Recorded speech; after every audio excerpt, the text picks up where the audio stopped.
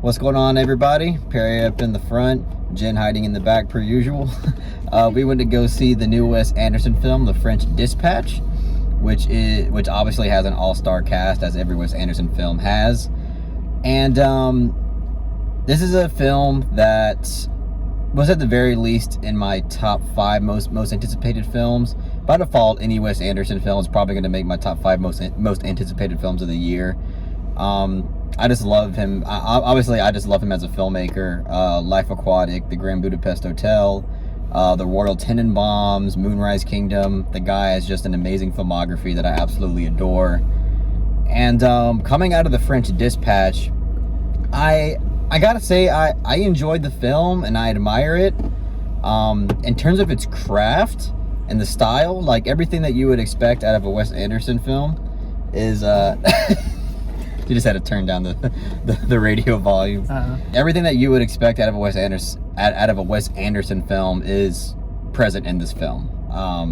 When it comes to its craft, like there's tons of tracking shots in this film that are really impressive. There's one interesting choice that I actually saw him do here that I don't think I've seen in any of his previous films, and it has to do with this kind of like freeze frame like shot where everybody's kind of standing still, but it was a really interesting choice here, because here clearly he wasn't really trying to make everybody seem like they were frozen.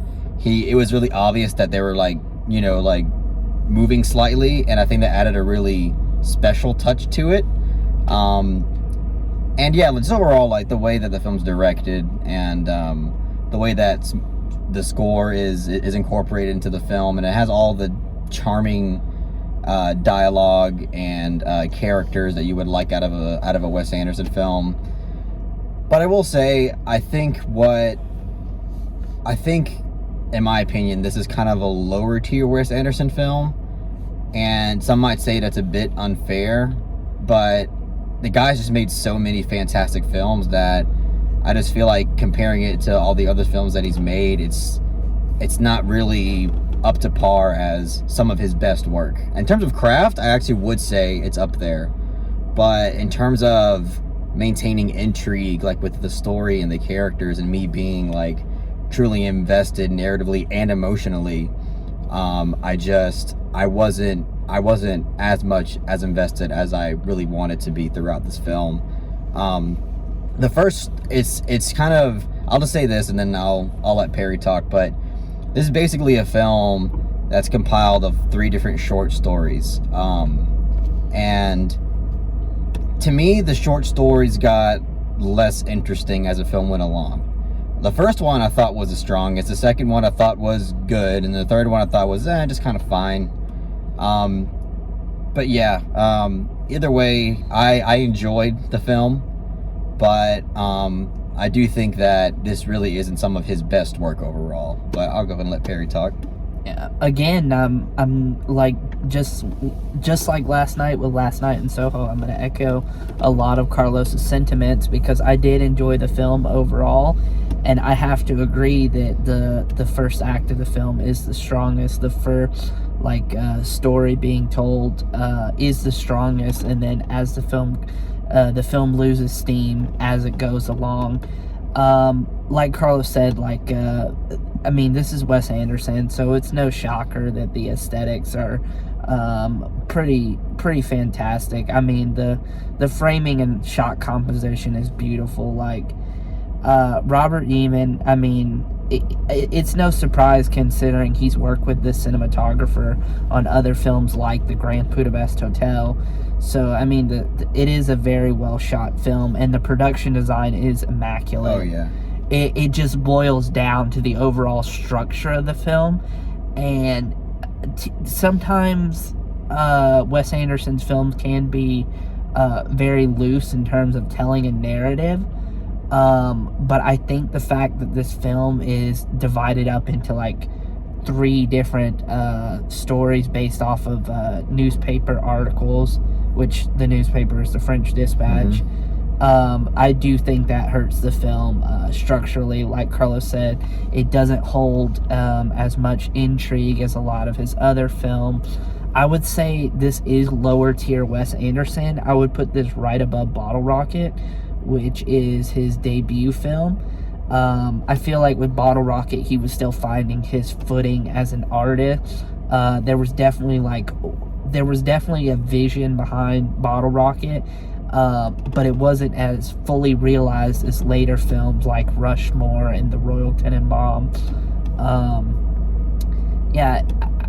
It's just, like we said, he's just set the bar so high. So saying that this is lower tier Wes Anderson is not like, shitting on the movie. It's still a good movie. Yeah, it's still good.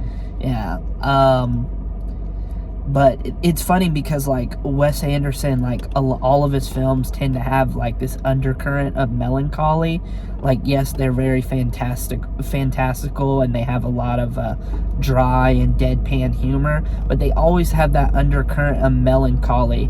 And The French Dispatch tries to go for that as well, but it just does not connect. Like, it doesn't land. It doesn't hit you as emotionally as something like The Royal Tenenbaums or Life Aquatic, which is a pretty kind of disappointing when you think about it, because I feel like with Wes Anderson, like, that undercurrent of melancholy with his films is like one of his strong suits. Yeah. I mean, what I'll say to a lot of what you said, I mean, I agree with a lot of what you said. But one thing that I'm not so sure about is that, like, I don't know if the structure of this film is really the issue, because I feel like you could have made this more effective and work. I just think that some of the short stories, especially the second and third one, but that's what I'm saying. I'm talking about, like, structure in terms of, like, it is 3 short stories as opposed to telling, like, just one narrative. Oh yeah, I'm just saying, like, I don't know if that's, like, inherently, like, an issue.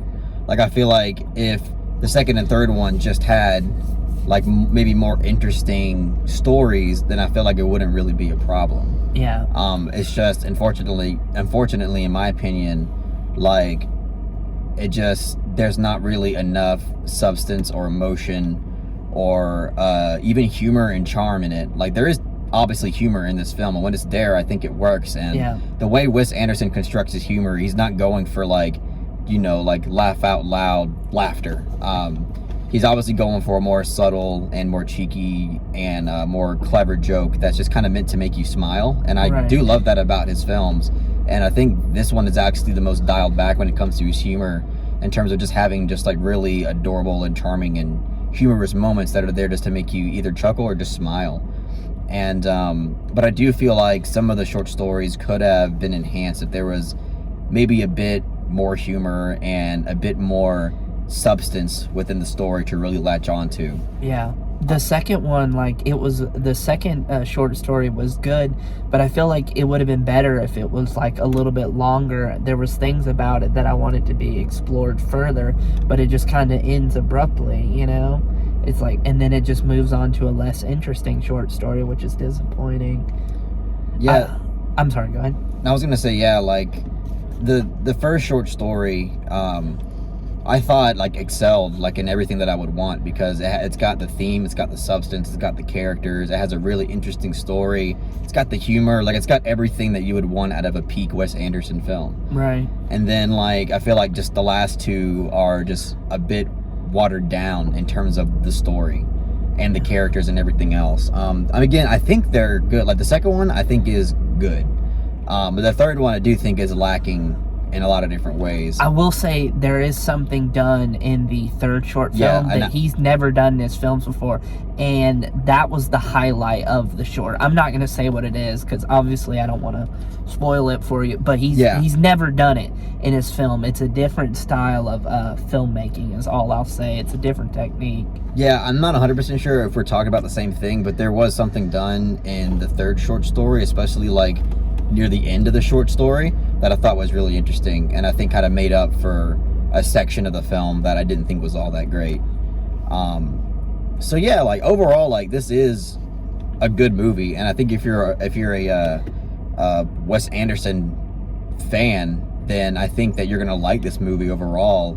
But if you're not really sold on this guy's stuff, I don't really see this being the movie. This is not going to be the film, Yeah. because this is Wes Anderson doubling down on like a lot of the things he's been known for so long. And again, like, his writing is great. Like, when it comes to the dialogue in this film, I think it's really good. To me, the problem in the writing isn't the dialogue, because the dialogue is exactly what you would want. It's just the fact that, again, it's the story elements and maybe some things not being fleshed out as much as you would want.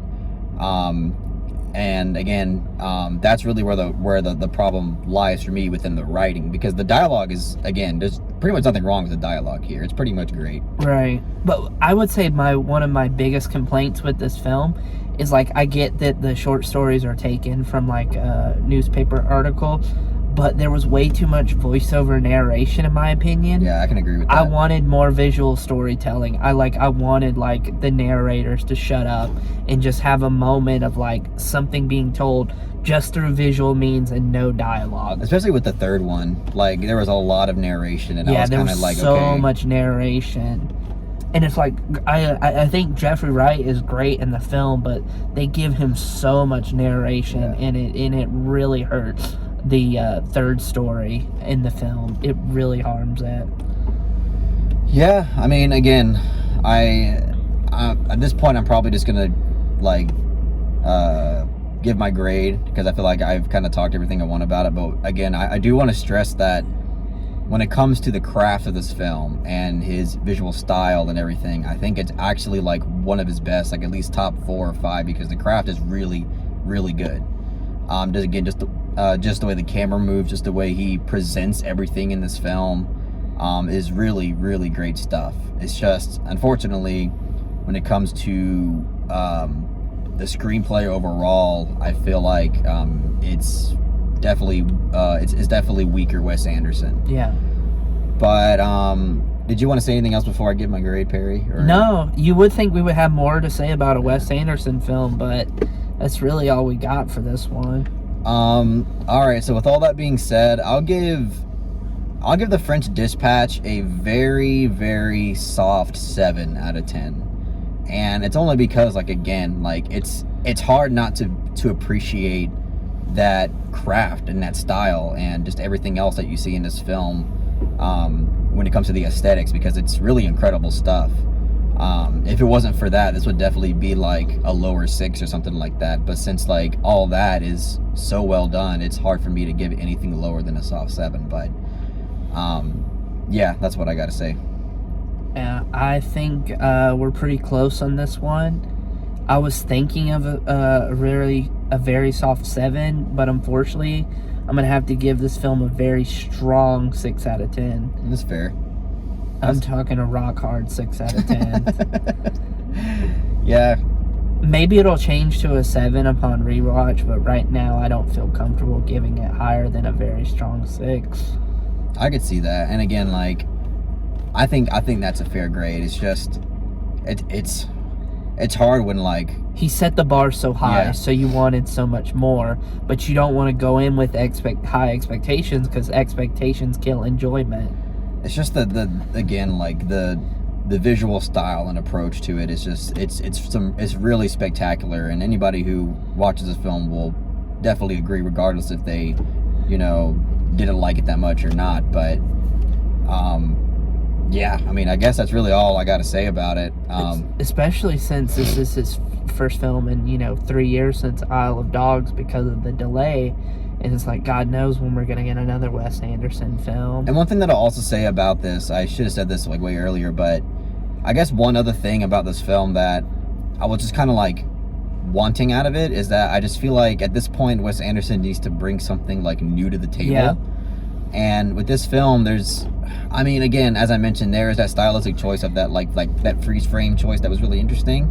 But overall, I want to see him maybe tackle something a bit differently, because I could see somebody you know, even fans of him kind of maybe getting a little bit tired of kind of just seeing the same old, same old. Yeah. And People have been complaining about that for years with Wes Anderson. Like, people that hate Wes Anderson say that he just does the same thing over and over again.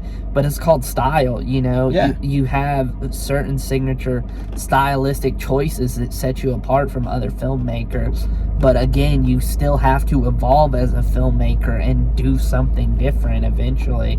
You have to take chances. Otherwise, you know, if there's no like risk involved, then it's like, where's the intrigue, you know?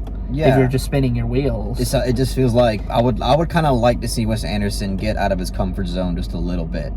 Because you know, it's kind of a tough thing to say, because you have filmmakers like Tarantino, who, you know, they always have that style to all of his films. Right. But Once Upon a Time in Hollywood and Jackie Brown are more dialed back than the typical Tarantino films. Yeah, that's fair. But like, overall, like, you never really get tired of his style, because he just always crafts such interesting stories and just like new types of characters, and you're always like down to watch everything that he makes because of that. And, you know, here with The French Dispatch, you know, you're not getting like that different of characters, you're not getting that different of themes, you know. But anyway, I just wanted to say that. I should have said that earlier, but it's one thing that I was thinking about when I was watching the film.